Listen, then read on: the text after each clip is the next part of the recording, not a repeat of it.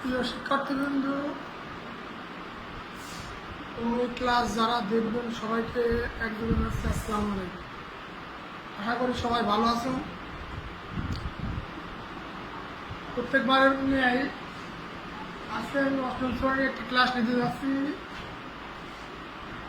বিষয় হচ্ছে তথ্য ও যোগাযোগ প্রযুক্তি,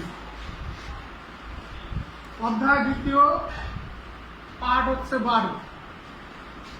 এখান থেকে বেশ কয়েকটি চিত্র আমরা অলরেডি বোর্ডে তুলে রাখছি।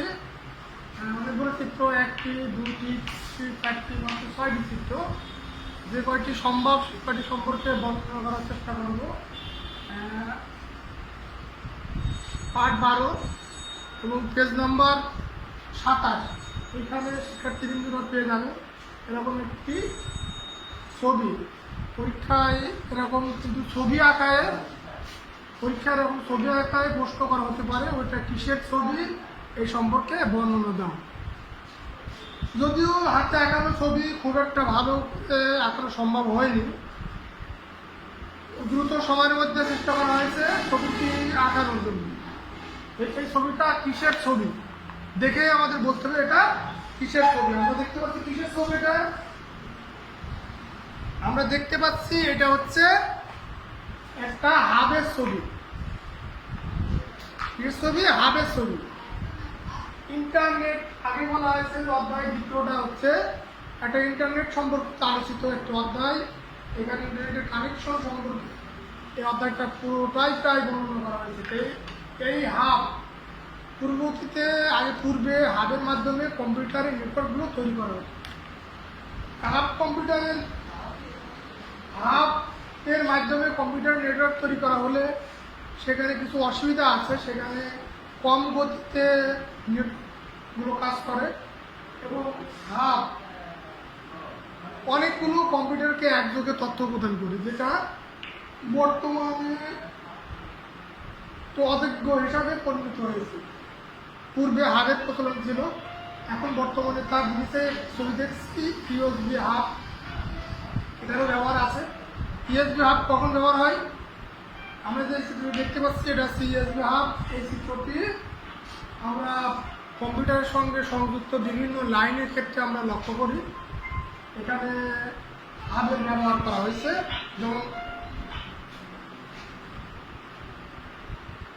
যেমন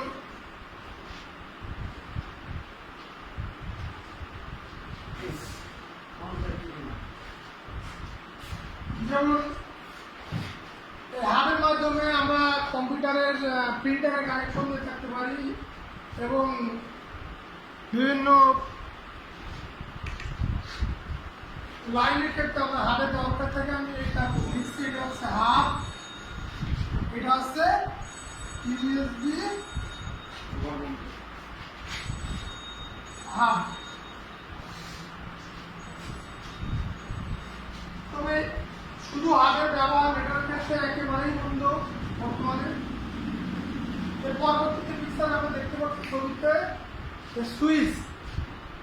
এটা কিসের ছবি শিক্ষার্থীরা? এটা একটা সুইচের ছবি। অনুরূপভাবে পরীক্ষায় একটি চিত্র দিয়ে বলা হতে পারে যে এটা কিসের ছবি, এই সম্পর্কে বর্ণনা দাও। আমরা পরীক্ষার প্রশ্নে আরেকটু পরিষ্কার করে এই ধরনের পিকচার দেওয়া থাকবে। এই পিকচার দেখে আমাদের বুঝতে হবে এটা একটা নেটওয়ার্কের সুইচের ছবি। সে ছবি সুইচের ছবি পরীক্ষায় আসতে পারে। সুইচ কি, সুইচ সম্পর্কে বুঝতে পারবো। আমি সংক্ষেপে সুইচ আগে নিলে বলতে এটা সুইচের ছবি।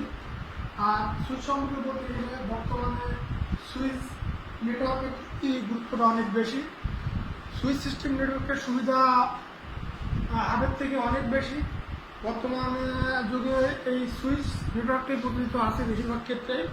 এখানে সুইচের সুবিধা হচ্ছে সুইচ নেটওয়ার্কে কোনো তথ্য আদান প্রদান করার ক্ষেত্রে যাকে পাঠানো হয় ঠিক সেই জায়গায় সেই তথ্যটি সুইচ পাঠাতে পারে। এর মূল কারণ আছে সুইচ প্রত্যেক কম্পিউটারে একটি ঠিকানা তার নিজস্ব আওতায় রেখে দেয়, অর্থাৎ যে ঠিকানায় সে পাঠাবে সেই ঠিকানায় সে পাঠাতে পারে।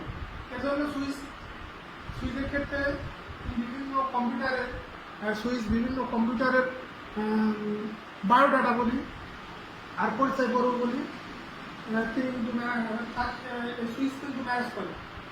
সংক্ষেপে এই সুইচ হচ্ছে ম্যাক দ্বারা পাস করা হয় ঠিকানাকে এমএসি ম্যাক। এই সুইচকে এমএসি ম্যাক দ্বারা প্রকাশ করা হয়েছে পরিচয় পর্বটা। ম্যাক অর্থ হচ্ছে মিডিয়া অ্যাক্সেস কন্ট্রোল, এতে মিডিয়া, এতে অ্যাক্সেস একটু কন্ট্রোল। পরীক্ষায় প্রশ্ন করতে পারে অবজেক্টিভ এমএসসি পূর্ণরূপ কি? সহজেই বলতে পারি এমএসসি পূর্ণরূপ এখন যে লিখেছি মিডিয়া অ্যাক্সেস কন্ট্রোল, এটা কিন্তু অবজেক্টিভ পরীক্ষায় আসতে পারে।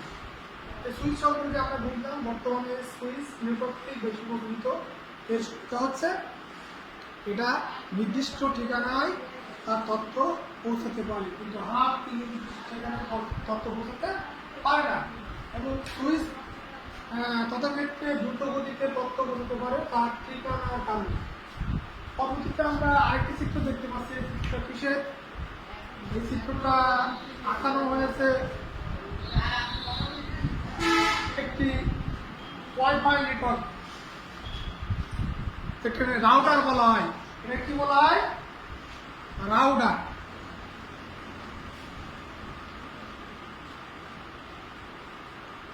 এই চিত্রটিকে বলা আছে রাউটার। ভুলটা হলে বুঝতে পারে যে এই চিত্রটি কিসের।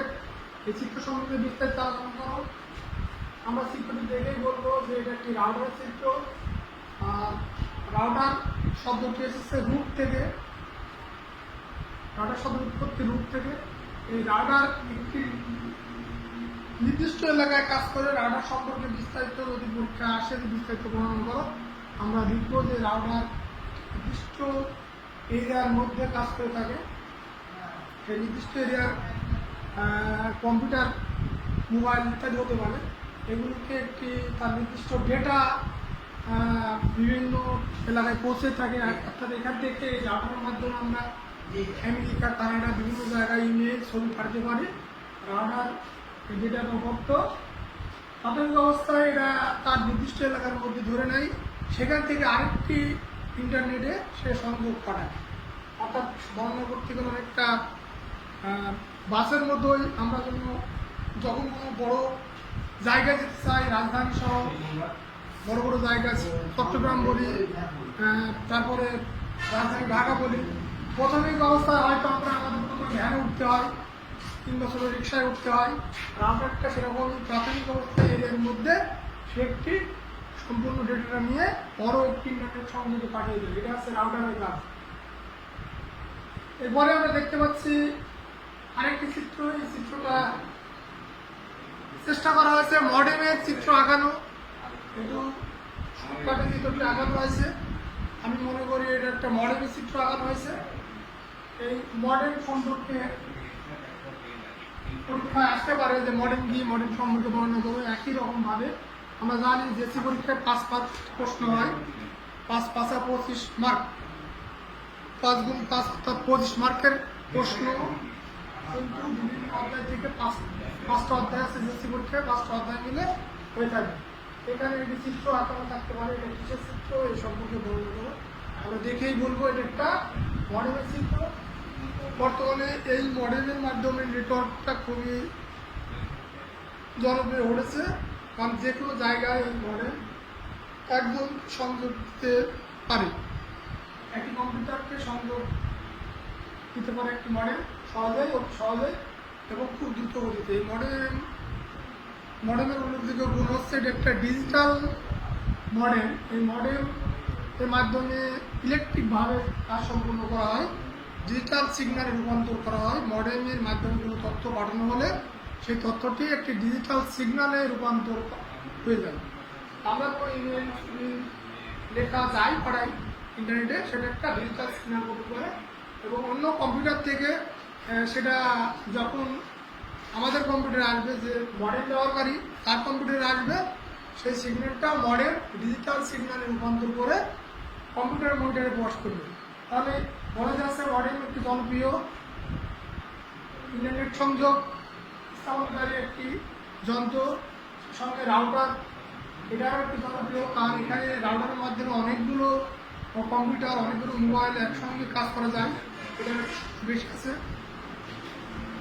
এরপরে আমরা পরবর্তী আরো কয়েকটি চিত্র দেখেছি, সেটা আমরা লক্ষ্য করবো। নিচে দেওয়া আছে একটা ছবি, দেখতে পাচ্ছি একটি ছবি পিকচার চেষ্টা করা হয়েছে একটা ল্যান্ড গার্ডের ছবি আঁকানো, যদিও চিত্রটি এখানে হয়তো অস্পষ্ট, বারবারই বলছে হাতে আঁকানো, তাৎক্ষণিকভাবে চিত্রটি নাও ভালো হতে পারে, কিন্তু পরীক্ষা হলে কিন্তু স্পষ্ট আকারে থাকবে। এই ধরনের চিত্র আমরা দেখলে বুঝতে পারবো এটা একটি ল্যান্ড গার্ডের ছবি। ছবি ল্যান্ড গার্ড।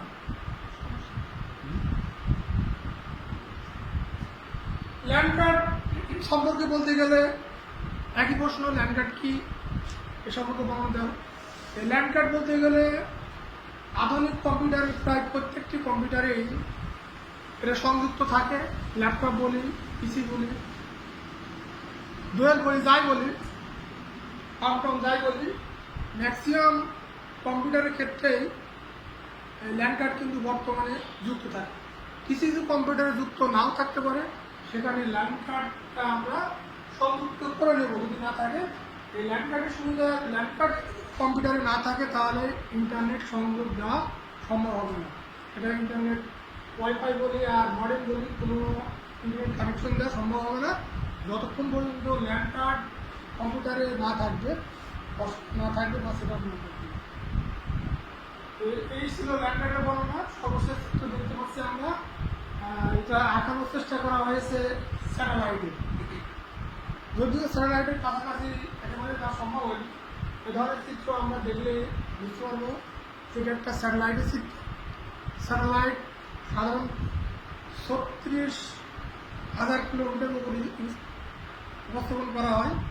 এটা নিজের অবস্থান করার কোনো সুযোগ নাই, একটা নির্দিষ্ট গণ্ডির এরিয়ার মধ্যে এটাকে রাখা হয়।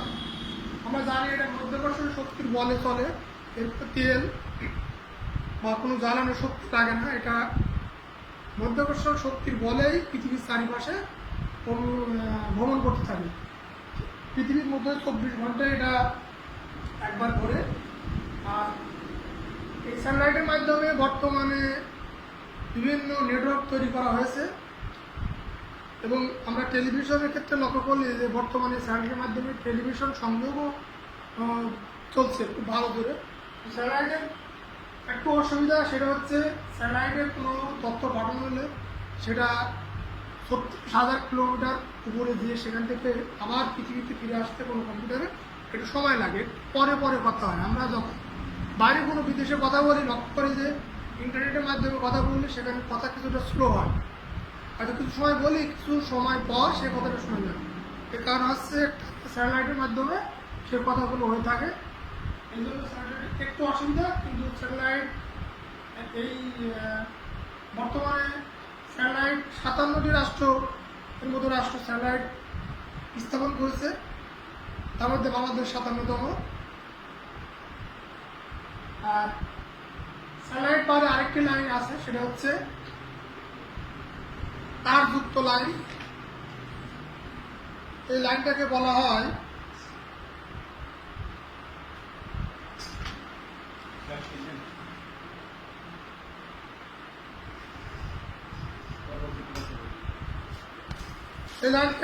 Optical fibre line.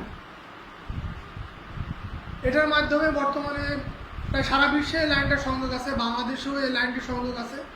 নদীর পারাপারের ক্ষেত্রে লাইনটি নদীর তলদেশ দিয়ে পার করা হয়। এটা একটা অপটিক্যাল ফাইবার কাজ, খুবই সূক্ষ্ম একটি কাজ।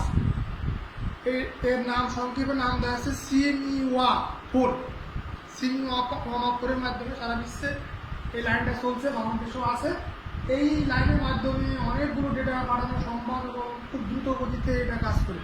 দুটা সিস্টেমে এই নেটওয়ার্ক তৈরি করা যায়, একটা স্যাটেলাইট, একটা হচ্ছে অপটিক্যাল ফাইবারের মাধ্যমে। যাই হোক, এই অপটিক্যাল ফাইবারের এই মাধ্যমে, এই ক্লাসটির মাধ্যমে প্রায় আমরা শেষ পর্যায়ে, দ্বিতীয় অধ্যায়ের একেবারেই শেষ, আর কোনো পেজ নেই। তাহলে এই অধ্যায়টা কয়েকদিনের মাধ্যমে আমরা জানতে পেরেছি। এই অধ্যায় শেষে আমার মনে হয় এই ক্লাস যে 3টা ক্লাস নিয়েছে 3টা ক্লাস একটু মনোযোগ সহকারে দেখলেই এই অধ্যায় থেকে যতগুলো প্রশ্ন হয় আমরা আশা করি সবগুলো প্রশ্নের উত্তর দিতে পারবো। আমরা এই জন্য মনোযোগ সহকারে ক্লাসটি দেখবো। আর সবাইকে ধন্যবাদ এবং ভালো থাকার শুভেচ্ছা অভিনন্দন জানিয়ে আজকের মতো আমি ক্লাস শেষ করছি। আল্লাহ হাফিজ।